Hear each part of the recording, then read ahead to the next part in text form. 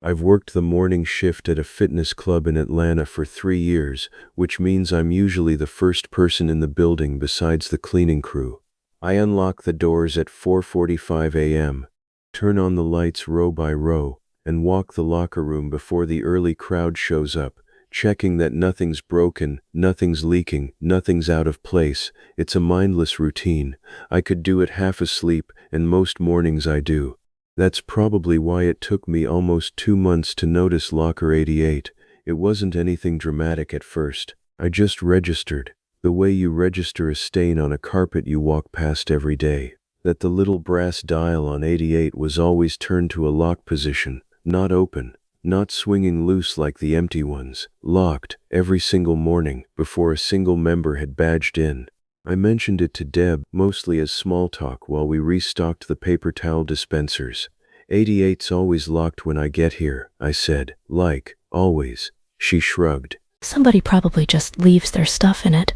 People do that. Gross, but they do. That should have been the end of it, except I started paying attention, really paying attention, and the thing about paying attention is that once you start, you can't stop. I began doing my rounds a little slower. I'd walk past 88 in the morning, locked.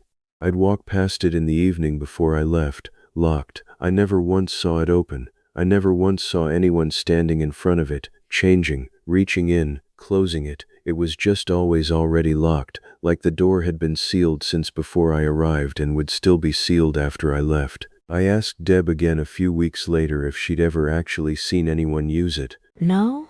She said slowly, like she was checking her own memory for the first time. No, I haven't. We looked it up in the system. Lockers at Ironclad aren't first come first served. They're assigned to a membership, rented monthly, same as a mailbox. According to the account records, Locker 88 belonged to a member named Rosalind Ferry. Her membership was active. Her monthly locker fee had been charging and clearing without interruption for 14 months. Her last scan into the building was 17 months ago. I remember staring at that gap, 14 months of payments against a member who hadn't badged through our front doors in 17, and feeling something shift in my stomach that I didn't have a name for yet. Deb noticed my face and asked what was wrong, and I said nothing, because I genuinely didn't know how to explain that a number on a screen had scared me. We didn't do anything about it. What was there to do? People let memberships lapse and forget to cancel them all the time. Auto pay is a hell of a drug.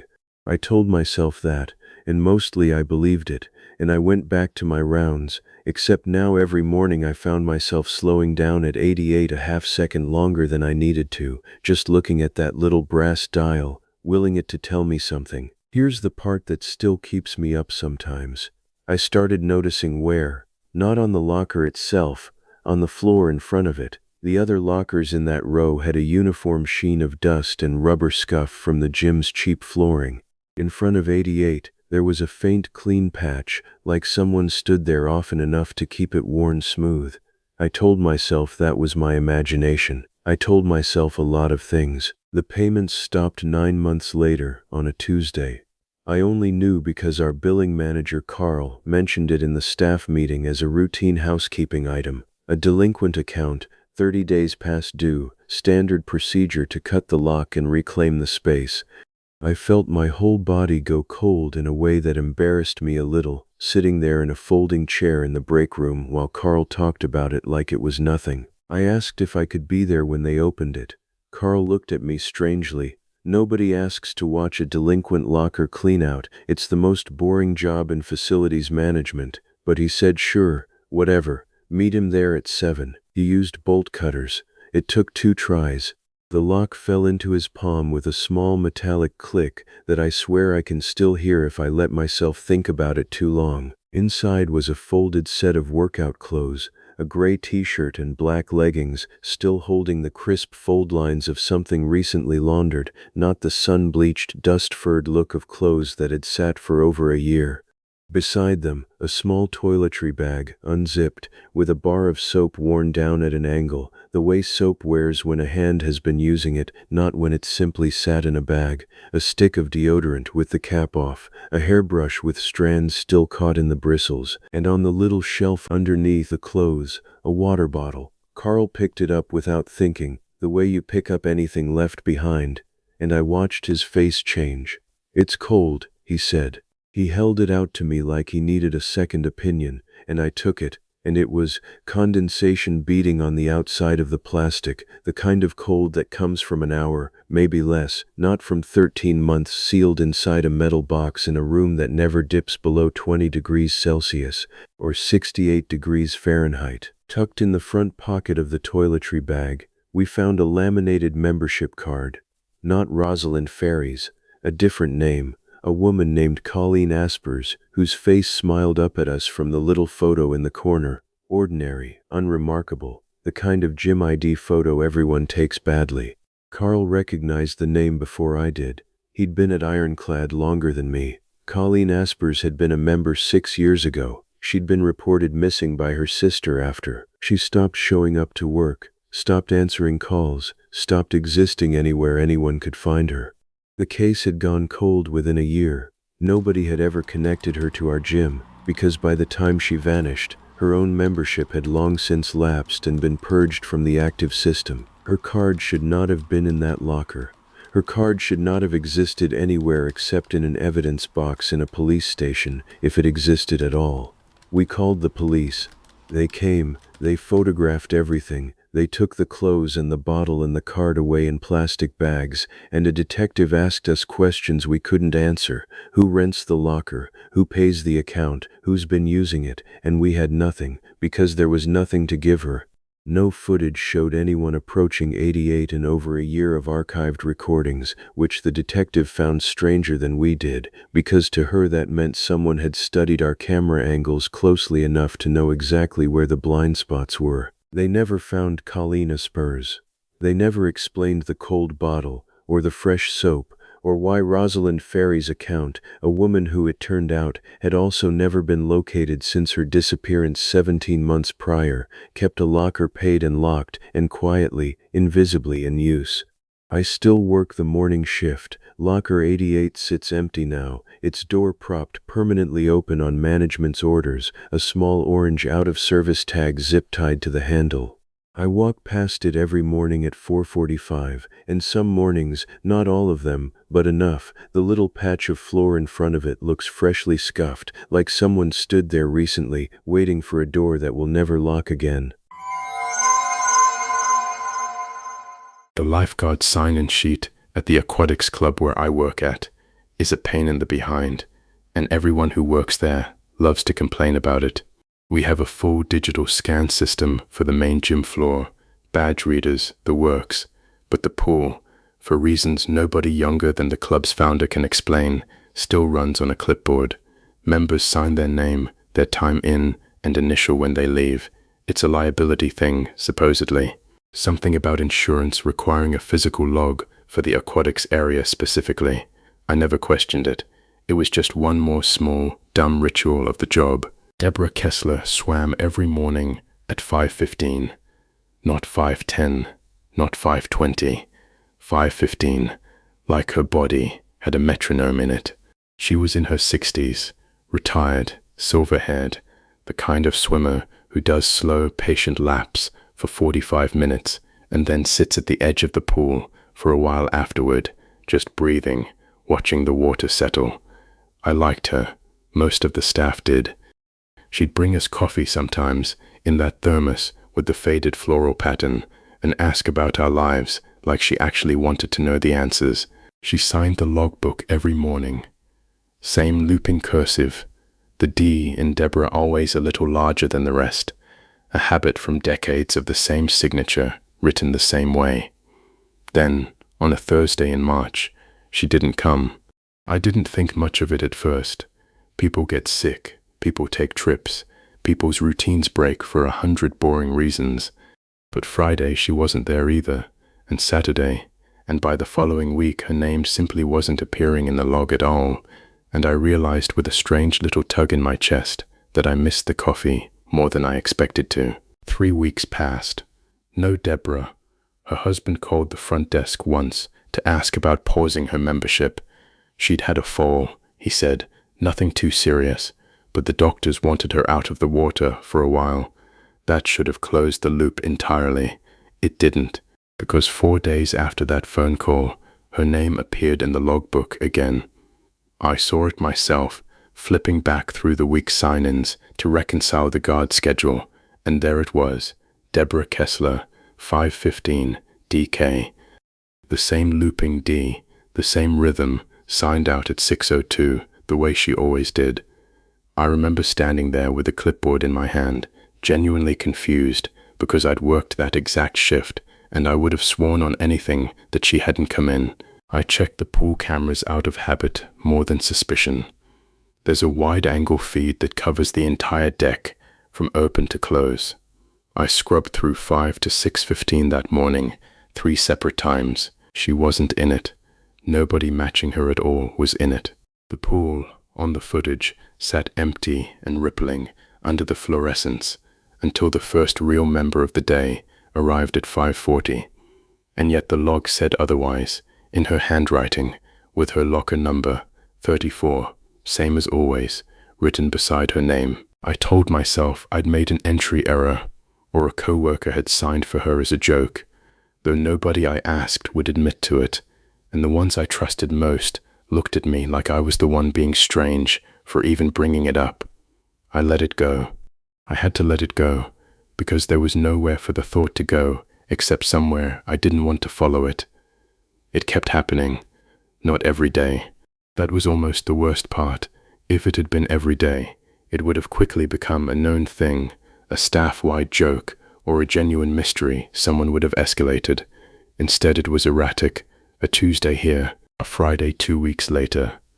Sometimes twice in 1 week, sometimes nothing for a month, and each time the same 5:15 entry, the same loop on the D, the same locker number, and the cameras always empty. I started arriving early in the morning, where I suspected it might happen. I couldn't have told you why I suspected, only that after a while you develop a feel for it, a kind of pressure in the air, the way you can feel a storm before the sky changes. I'd sit at the guard desk from 4:50 onward, staring at the clipboard sitting untouched on its little chained pen, and I never once saw a hand pick it up. I never blinked for longer than a blink. I never left the desk, and still, some mornings, I'd glance down, and the entry would simply be there, ink still faintly wet, though I could never say at what exact moment it had appeared. Locker 34 was empty every time we checked it, of course. No towel, no bag, no wet footprints leading to or from it. I checked it myself once, right after finding a fresh entry, my hand shaking a little on the latch, half expecting, I don't know what, nothing. Just an empty grey box, smelling faintly of chlorine and old rubber, same as any other unused locker in that row. Deborah's husband called again, months later, this time to formally cancel her membership. She had passed, he said quietly, at home, a stroke, nothing to do with the fall from before. He thanked us for the years of good service and asked that we not send any more renewal notices. The entries stopped the week after that call, completely, permanently, as if whatever mechanism had been driving that pen across the paper had finally run out of reason to continue. I still have that logbook. The club digitized its records eventually, and the old paper ledgers were slated for the shredder, but I asked to keep the one from that year, and told my manager it was sentimental, which wasn't exactly a lie. Sometimes, late at night, I'll open it to the pages with her name on them, and just look at the handwriting, comparing the early entries, the ones from when she was alive and swimming and bringing us coffee, against the later ones, the impossible ones. I can't tell them apart. Not one stroke of difference. Whoever, or whatever, was signing that book in her place, had her signature down to the smallest, most private tremor of her hand, the kind of detail you'd only know from decades of watching someone write it, or from being her. I don't know if she drowned somewhere nobody ever found. I don't know if some part of her routine simply refused to end when she did. I don't know who else might have known her signature well enough to forge it so perfectly, so quietly, for so long, and for what possible reason. I just know that some mornings, when I open the pool at 5 and the lights hum on over that still, dark water, I find myself checking the clipboard before I even mean to. And some mornings, I still hesitate before I look. My name is Paul. I've managed the overnight to open transition at the gym I worked at for almost 4 years, which means I'm the one who unlocks the weight room every morning at 5 a.m. sharp, flips the lights, and does a walkthrough before members start filtering in. It's usually the least eventful part of my job. Racked weights, wiped down benches, the faint chemical smell of last night's disinfectant still hanging in the air. It was not uneventful the morning I found the caution tape. There was no note, no incident report waiting in my inbox, no text from the night manager, Anna, who I knew had closed the previous evening. I called her before I even finished my walkthrough, and she picked up groggy and confused, insisting she'd locked up a perfectly normal weight room at 11 the night before. Bench 4 had been in use right up until close, she said.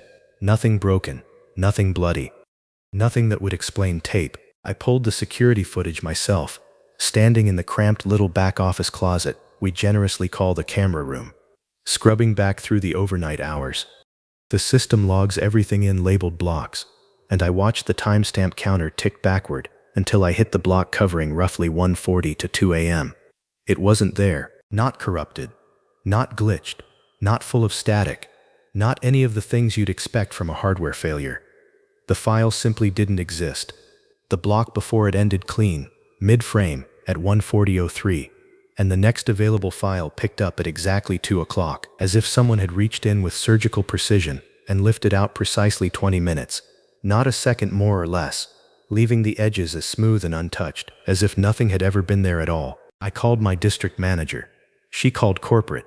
Corporate apparently called the police, because by mid-morning we had 2 officers standing in our lobby, asking to speak with whoever discovered the scene, which is a phrase that still makes my skin crawl a little every time I remember it being used about our weight room. They walked the floor.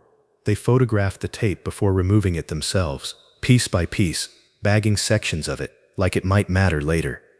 They asked me who had keys to the building, who had access to the security server, who had been in the gym between 1:40 and 2 o'clock the previous night. I had no good answers for any of it, because our key logs, the same system that tracks every entry and exit down to the second, showed no activity in that window either. No one swiped in, no one swiped out. According to every system we had, the gym had simply been empty and locked from 11:15 p.m. until Anna's own key opened it again, just before 5 the next morning. And yet 20 minutes of footage were gone, and a bench press station had been meticulously, deliberately quarantined by someone who apparently was never there. They interviewed every employee individually over the following 2 days, myself included, in a back room with the blinds drawn, questions that circled the same territory over and over. Had I noticed anything strange about Station 4 recently? Had any members complained about it? Had we had any incidents there in the past? I said no every time, honestly, because there was nothing to say. It was a bench. People used it every day.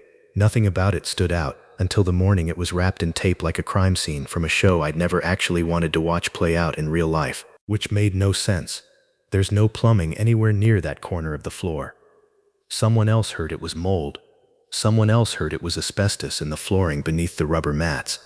Every version contradicted the last, and every person who gave one seemed just uncomfortable enough, just a half second too quick to change the subject, that none of us believed any of it. 3 months later, Station 4 was gone.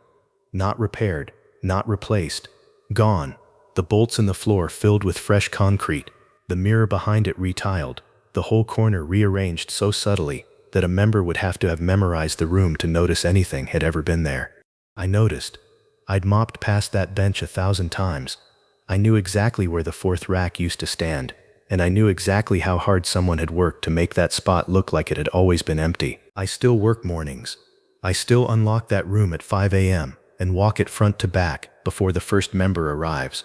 And I still, every single time, let my eyes pass over that corner by the mirrors a half second longer than any other part of the floor. Nobody who worked there that year will talk about it anymore. Not really. A shrug, a change of subject, the same practiced vagueness management gave the rest of us.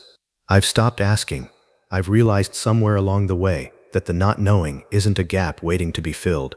It's the whole shape of the thing. 20 minutes, missing clean out of the world, and whatever happened inside them was bad enough that everyone who might know the truth has decided, independently, unanimously, that I'm better off without it. I believe them.